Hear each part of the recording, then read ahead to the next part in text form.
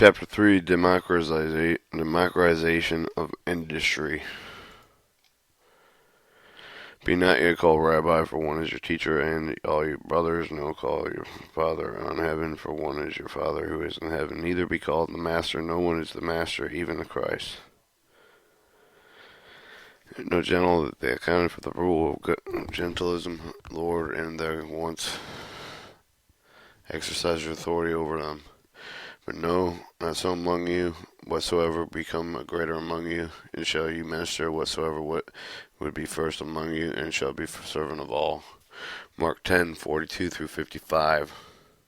45. The passion of democracy has become a master passion of our time, thus forever. However, the idea of democracy has been interpreted, realized in political bearings and relationships. Democracy, we began the universal principle applies in every relationship. Realism, society, some greater religious bodies needed for shall interpret this great principle not in the word, but only in the life, shall lead in the world in its search for industrial, and democracy, and shall be aided into the practical realization of society. The Social Service Commission of Northern Baptist Convention. A chapter Democracy applied to the industry means the development of the cooperative relations to the fullest possible extent. The church should therefore teach clearly the principle of the fullest possible cooperation, fullest possible cooperative control, ownership of the industry, and naturalization resources upon the industry depends in order that the men be spurred, developed in the methods that shall express the principle of Federal Council of Churches in America. Democratization of industry. It admits that by all the great changes coming for the industrial order, the catastrophe has been befallen for the world and war, as British Labour parties pronounced the Department December 1917, which says that in the death of European civilians it is any of the rate of the accumulation and collapse of distinctive industrial civilizations. The old economic was practically broken down on the hands in its disrepute. Confessions and strife have been filled the industrial world, issuing the condition that is short of civil war. The situation sadly counts on the Christianity and seriously discredits the American democracy. The peace of society is broken and the efficiency of the nation impaired. Industrial questions have long been exceedingly troublesome. The labor problem is now confessedly the greatest unsolved problem in the world. War. Said Sir Stephen Kent, Director of General Labor Supplies of Great Britain. If Great Britain had 1/8 of the number of labor troubles it has in the past 2 years of the United States, it has had made the country would have to conclude the disgrace of the peace of Germany by this time. On the fact that we have grown used in these troubles, the attention that has been directed elsewhere and has been scandaled in the many from other eyes. Talks of the return of industrial conditions, the ignorant vein, and the reconstruction of the industrial order is moral and social necessity. What do we wish to reconstruct? What are the fundamental principles that we recognize upon that we should will? What are the great ends that we are to seek in and there through the industry order? What changes are necessary in the primary principles, ideas, and rates? And what new policies, actions, forms of organization shall seek to embody the new life? These some of the questions of the press upon us as we face the future. 1. The present industrial order is built upon false principles, guides on Christian ideals. Its fundamental principles are selfish and immoral in relationship with life. We expect that men to be unselfish and generous. In similarly realms of society, we regard life as service, and we help one another.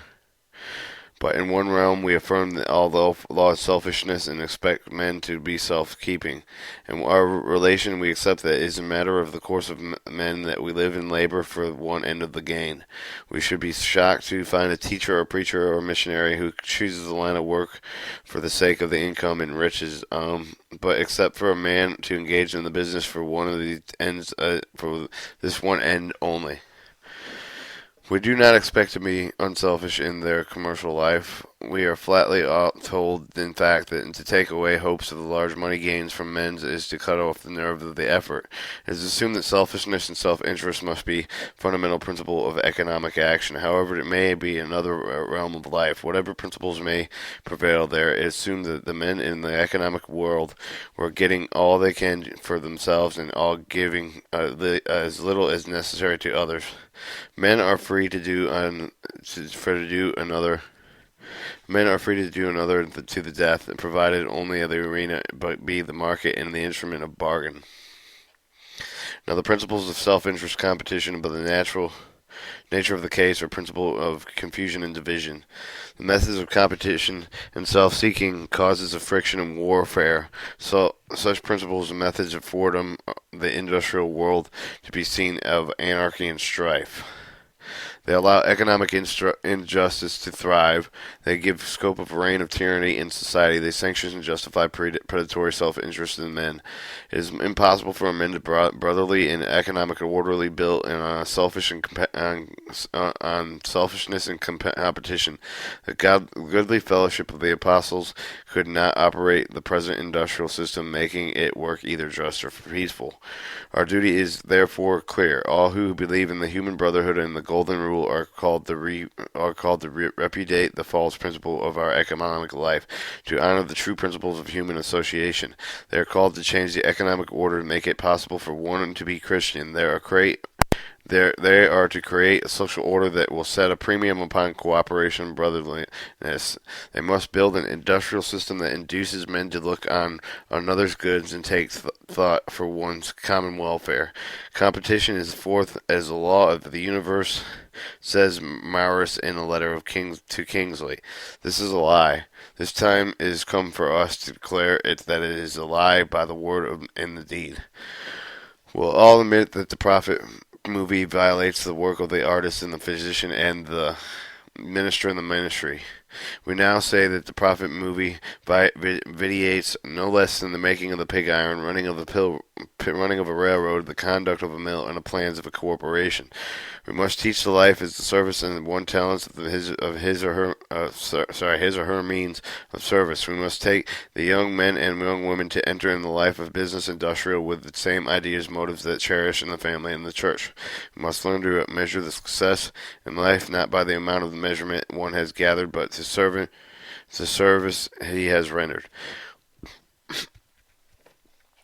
We must change the policy industry from that of industry for the profits of that industry of life.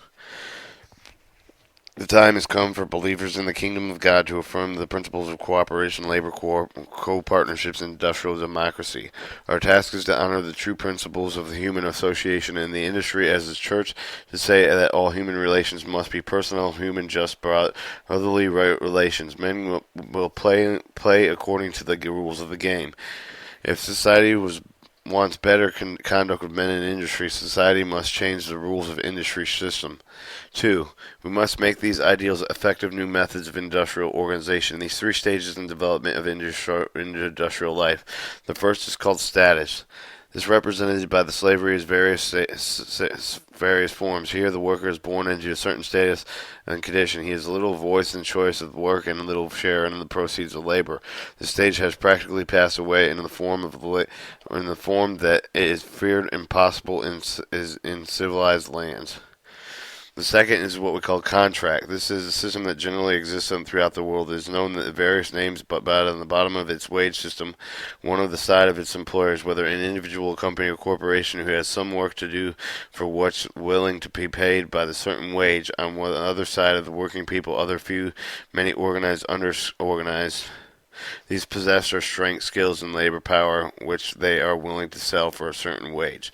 As a result of the Industrial Revolution brought about by the introduction of power working machinery, we have large-scale production and corporate control of industry. Now we find the greater industry, both in production and distribution, owned by absentee stockholders who manage the enterprise through directors and superintendents. We find also that the workers mass in great numbers without ownership in their tools, voice, and we find that workers mass in great numbers without ownership in their tools and voice in the enterprise, controlled and directed by the managers and agencies, brought by one of the most momentous changes of history, mankind. The economic world, as we know it, is broken up into two groups: the employers and the employees, and the relations between that has been depersonalized and has become mere cash nexus. And the principle of that action is competition. Not only so, but the present system has destroyed the work's interest in the work and the incentive to do the best. The process of the industry are beyond his conscious participation. He puts up the machinery mirror unit of the production. On all sides, the employer complains on the working people because they have no interest and no loyalty. But frankly, why should a worker have much interest in his work? What is there to be loyal to? Let a man work hard because of the pacemaker for his fellows. However the harder he works, he believes that he makes a little difference in his pay, and no man can develop such loyalty to soullessness and personal corporations. The wage system has been broken down on our hands and working badly. Misunderstood friction and strife are not mere incidents and accidents. They are not due alone to the follies of the working men and the words of the irresponsible agitators. They are inherent in the system itself. Will continue as long as the system continues. The system is working is cross purpose of the human nature. Man is a person, not a mere labor unit. He is being minded in mind and heart and will. Ruskin was only the solid ground when he taught that the man was a soul who would not do his best work until his affections and imagination were enlisted. One would lose hope in human nature if he could not be contented in such a system. By concession and compromise, by protocols and trade agreements, we may patch up the true, maybe the tide over some difficulties, but as long as the wage system exists, the friction and strife at the Fordham and its center, we must therefore create a system that reduces the chance of friction and the honors of the human nature and the endless and motives of the work of life. We must have a system that creates the presumption in the favor of cooperation and set premium up brotherhood. It is necessary that we pass the third stage of the industry and establish cooperative industrial democracy. It is not possible here to consider that all of them involved in this, but some immediate things may be noted. We may say that in the industry should be held to consist of stockholders, the managers and the workers, all parties to industry and partners in the enterprise. It is successful working depending on the cooperation of all and contribution of each. Each should have the partner's knowledge and partner's voice in the affairs in the enterprise. Ownership and control. Tools and products must be in the same hands. All partners should share in terms of equity in the control and proceeds of the enterprise. Democracy in the industry is just valid as necessary as democracy in the state. 2. In this program, the industrial democracy, some things are immediately, some are ultimate. Full democracy will come as fast as far as men are prepared for it and practice it. It does not come by wishing or by voting resolutions. We might as well recognize the fact that democracy produces results as far as it finds men who have its spirit, accept it, and obligations. Democracies may have it as perfect workmen must be trained to be citizens in industry. Democracy and political relationships set up the intelligence of the people and assume that the competency of average men in these things and concerning the public welfare. Democracy of industry is inevitable, as necessary as democracy in the state. And a democracy in industry but must rest upon the interest and cooperation of all workers, but we can cherish no illusion on this point. The nature demands on the best that the democracy to justify it must prove in its most effective than autocracy.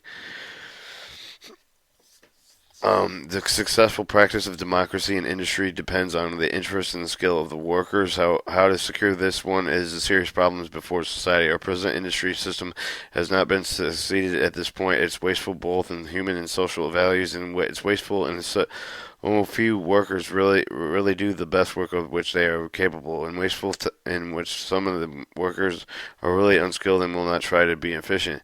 It's wasteful because of the frequently shifting of the workers, and the labor turnover results in dead loss to all parties. It is wasteful in that it does not develop loyalties, and it does not evoke any creative impulses in the men. Many workers but become nomads and without any sense of responsibility in society. What can be done to make men qualified, efficient industrial workers? Mark this: democracy in states except for the obligation to prepare people for qualified citizenship. So we have a public school system for primary and to the university, with any trade and technical schools more or less public. Industrial democracy prepares its participants for qualified industrial cooperation. How can this end be attained? Something can be done, no doubt, in the development of trade schools, provide the technical training, giving the vocational guidance, but most now narrow to the early man in his mind and heart. He must think, love, and to narrow life to give only a technical education to the dehumanized man, make himself that less than a man. Um, Democracy has stated flat state in the state depends on industrial democracy. Cooperation. We must educate the person seeking to develop capacity, training men, think, and inspire. They must be made qualified field economic workers, making a full man's contribution to the values of society. Therefore, must provide an industrial education which shall develop a capacity, arose an initiative, and must teach individuals to function as a conscious, creative intention in their environment in which they live. It must furnish a basis of critical and informed valuations in industrial activity. Let us recognize the fact that it is men's duty to be a worker of some kind, to be a producer of values, and he or she is under obligation to produce commodities and values to the utmost. It is true that the men progress somewhat beyond the deficit of economy, but he has not he or she has not reached full surplus economy. Society has a few sources, few for present. Each person must be producer. In recent times, means have been devised for creating efficient workers and increasing product. Everyone who is acquainted with the facts knows that many workers, soldiers, as their task, refuse to do their best. Various methods have been devised in simulating the workers' developing initiative by bonuses, profiting, sharing, by fines, pacemaking. Employers have tried to invoke more energy skill from the workers. These things have accomplished something, that the results have been disappointing and uncertain. During the past decades, there have been detailed studies of labor operations that have studied the development of a system of scientific management. We cannot hereby describe this system in detail. Suffice that it to say endeavors to eliminate the loss of motion in workers, to reduce the waste of effort to the minimum, to stimulate the work to do the best, enable him to produce the maximum amount. Okay, it must be confessed that the results are somewhat disappointing. First of all, that the points of the organized labor and men have feel the aims to mechanize them to increase the production with the yield of any demonstrated increase in wages. Some employers do not understand this, so they attribute that to the perverseness of workers who will not be aroused and managed. Other charges is it will charge it up the labor aggregators and are hostile to capitals. But these explanations do not explain the fact that scientific management, as is implied, ignores human nature. It tries to secure results from men without creating it in them a desire to do. It violates a universal law that it denies to the vast numbers of individuals opportunities to do creative work. To secure large results from men, that we must enlist that they are interested in encouraging initiative, release latent spiritual forces, and develop a creative impulse. There is no use in exerting men to feel responsible for industry where there is no chance of bearing their responsibility. There is only one way out. The working must become partners at the enterprise. They must realize that they are part of the enterprise, understand its aims and shares As a result, we must develop an idea industry as an adventurous and creative and enterprise. And we must give the workers an incentive to do their best as an efficient possible, as this is not the hour nor the wage, nor for the wage merely, but as a creative and enterprise social services. Their training and the workers and the efficiency and the participation depend on every step of the way upon revitalization of the democracy and industry.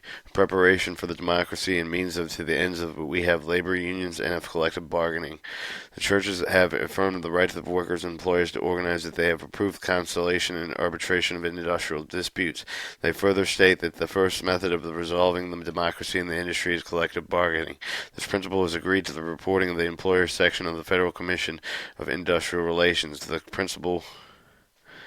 principle of collective bargaining beginning regularly, generally accepted urgent questions is what method should it embody? Is it already been largely worked out by the agreements between organized employers and organized workers, sometimes covering an enterprise industrial for a large section of the country, and the results on who have made the true social progress to the employers, workers, whoever will reject the method. The church must point out that under the moral obligation to discover some of the other form of collective bargaining, that they will make more of the good of their industry, of the society at the large, the safety and development of the workers, best interests of the employers, and the security of the progress of the community, and all demand it. It may be at the first step in the democracy control of the industry, but it is not final stage of collective bargaining. Like all bargaining is apt, the struggle, the advantage may come in a mutual alliance to plunder the rest of the community. Christianity moves up the higher ground. It requires supremacy in the principle of the cooperation in the industrial world. We must therefore seek to unite all the parties in the enterprise on a cooperative basis. This means that must council control made of the representatives of employees, who shall pass on upon all questions that affect the industry. It means of a distribution of the process proceeds the industry on the basis that the service and contribution it will mean that all the parties shall be shareholders with a direct stake in the enterprise. It will mean that all who share the proceeds of the industrial shall render some of the services within the hand or brain. This implies the adoption of the Constitution charters of the industrial with the bills of rights, providing the joint and fair representation of all parties, defining in term and competent conditions of laborers, containing the standards which all can refer to, which they may adjust in all differences. This carries with the party guarantees of participation by all parties in the knowledge of the enterprise community and the control, equitably sharing in the proceeds. The procedure provides all for speedy redress for grievances, adequate means in investing, conciliation, arbitration, and if possible, however, even there desirable to, given the details for such a program that the given the details for such a program that the value suggestion are found in the plan of the Colorado Fuel Iron Company. This includes the employer's bills of rights, defining principles, policy governing parties, and the possible cases of controversy. It provides a joint representation of committees dealing with such things as conciliation, safety, sanitation, housing, recreation, and education. Beyond all, it contains being at least of the industrial Parliament guarantee for all representation to the parties in the enterprise value so suggestible as contained as also reports of the British Reconstruction Committee known as the Whitley Committee as given in the 3 documentations issued during a war. That these reports provided for each of the industry shall be constituted by the Joint Industrial Council composed of representatives of employers employed or organized on the threefold basis that there are to be work committees and local industries, district councils, representation, trade unions, employers, associations, and the industry national councils, and they shall define, maintain standards through industry. In addition, most significant suggestions are contained in the memorandum on the industrial situation after the war issued to the Garrington Foundation. This is much clearer. The movement toward the democracy fairly commits us to task adopting the Constitution of Charter for industry and providing for the joint representation of all parties in the management of the proceeds of the industry. It's useful to take democracy vein into its aspect industrial peace upon both labor and capitalize and are represented in the control of the industry and communities of interest. 4. But there's a stage beyond this which is most ever been ever been into account. Might have collective bargaining, cooperative industrial, but yet as far as from real industrial democracy, industrial must be its place in social order coming under the supervision and control of society. That the time is gone when an industrial can regard itself in the private business and conducting its affairs in its own advantage alone, and the time has passed when society, the third party in every industry, can stand by and suffer while the employees and workers fight out their differences. Neither employees alone nor employees nor both together can deny the social relationships obligation. Society is an active partner in every enterprise in the public interest and must always be in paramount. Industry is not an interest by itself, but it has social relations. Industrial must therefore be conducted not by the interest of employees alone together, but sake for the common well. That implies the whole conduct of the enterprise, its process, productive methods, and its result. Otherwise, might have an industry that would be wholly unsocial and undemocratic. The particular industry within itself might be a cooperative group within itself might be democratic and peaceful, but in its relations to society, it might have a disturbing, injurious element, and that as an imperial, considered only is its interest and blind to social relations. Every industry has a social obligation. Hence, its affairs must come under the supervision and control of society. Hence, also, a process results that it must be cooperative, democratic as far as the whole society is concerned.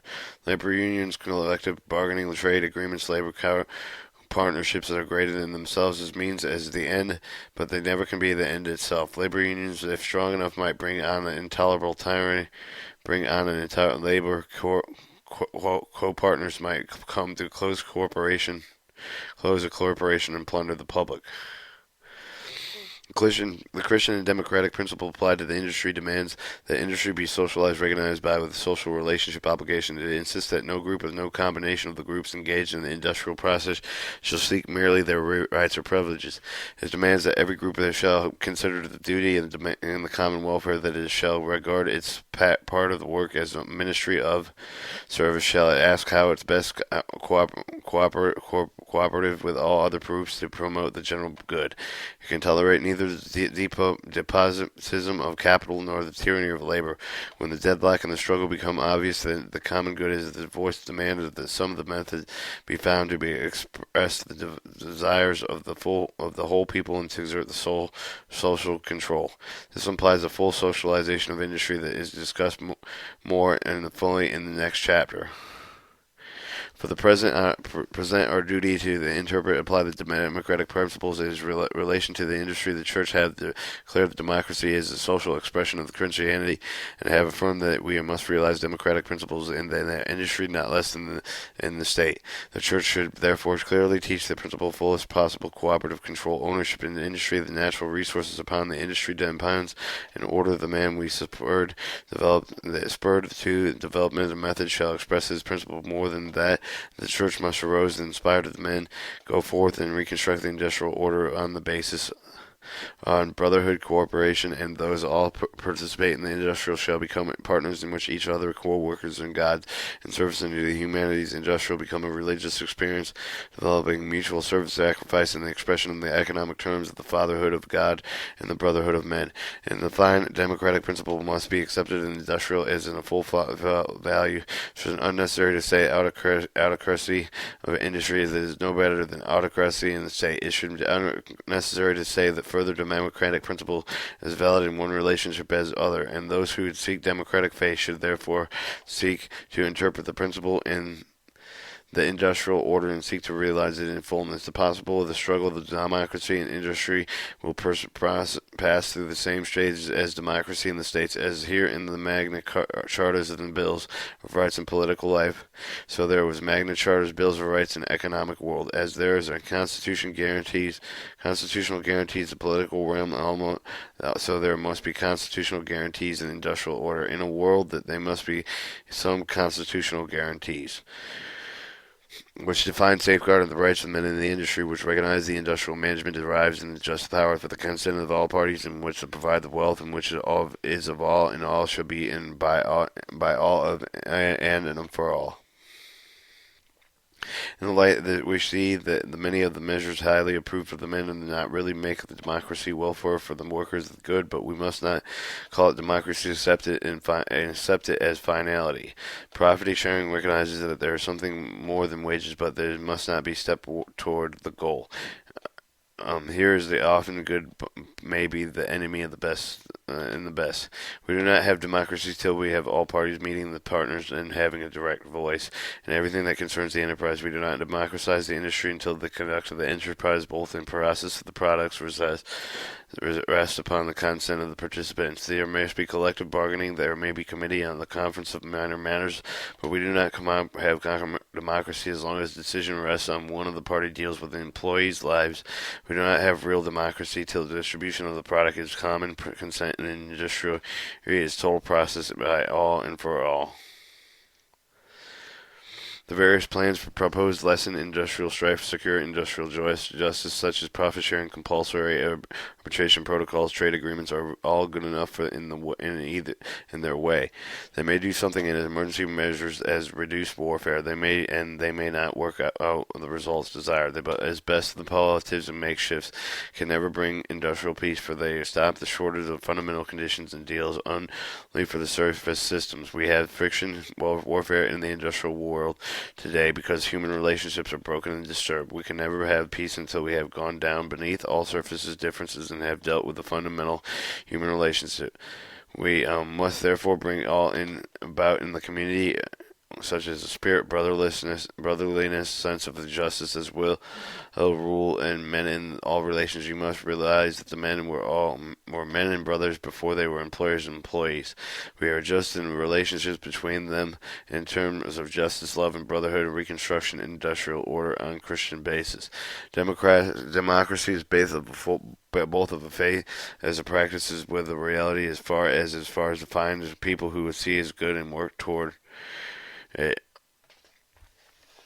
We are justified if they say that the apostle or industrial life is justified insofar that it accepts that the true principles of work is its own institution. It must therefore be the common aim of all to affirm the truth and faith, to teach men that in the work they must seek to train to prepare the men for the effective participation in industrial directors, workers. They must seek to give all partners full knowledge and direct participation in the industry. They must recognize the right of every person to voice in everything that concerns his life. They must seek to bring the ownership and control in the tools of the products in the same hands and the most to guarantee all parties of the full representation, management, condition, wages, and distribution. Democracy in government means governments of people by the people and for the people. See, the democracy in the industry means the industry of the people by the people and for the people, and it will never have a perfect work until the industry as in the state we have cooperation of all for the sake of all. The following principle may be affirmed. This is a good policy which sees the democratic goal of the industry and carries it toward. There is good policy for the time, the place when they bring the employers and employees together with partnerships and equals. The good policy which means the common ownership and control of the owner, control of the tools of industry. This is a good policy which prepares men for intelligent and direct participation and equals in affairs of the industry. For socialization of the nation.